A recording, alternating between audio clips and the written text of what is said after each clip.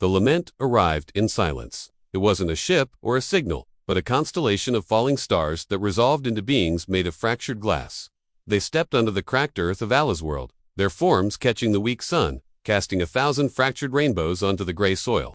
They were the crystal mines, and they were the last of their kind. Their story wasn't spoken. It was shown. In the play of light through their prismatic bodies, Allah saw their history. They were architects of pure intellect, a civilization that viewed emotion as a flaw, a chaotic variable in the perfect equation of existence. One by one, they had engineered their feelings away, chasing a state of flawless reason. They achieved it. Their world became a place of impeccable logic, of silent cities and cold, breathtaking beauty. No more arguments, no more tears, no more irrational joys. And in that absolute silence, their society had simply ceased to cohere. The perfection they sought was the very thing that shattered them. Now, they were eternal wanderers, their crystalline forms shimmering not with light, but with a profound, inescapable regret. They had come to Ella's world because they saw in humanity the same fatal trajectory. Her people were in the thrall of the perfected digital existence, offering sanitized, emotionless peace. It was a world growing numb, trading the messy tapestry of feeling for a smooth, gray calm. People like Kaylin, whom Ayla had loved, with a fierce, trembling heart, had simply departed into this serene void, leaving behind empty shells. The crystal mines didn't offer Ayla a weapon, they offered an antidote. It was a frequency, a song woven from the raw material of their own memory. It was not a lullaby, but a lament. To heal a numb world, their leader communicated. Its voice, the sound of wind chimes in a ruin. You must first remind it of pain. You must make it feel something.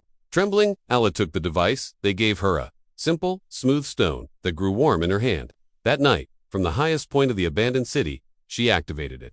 What emerged was not a melody. It was history. It was the sound of a first heartbreak given voice. The seismic crack of a promise broken. The quiet, desperate sigh of loneliness in a crowded room. It was the weight of a final goodbye. The shame of a cowardly moment. The anguish of a love that had burned too brightly and consumed itself. Each note was a scar, now gently reopening, not to bleed, but to breathe. It was the sound of everything her world was trying to forget. As the frequency washed over the land, a strange thing happened.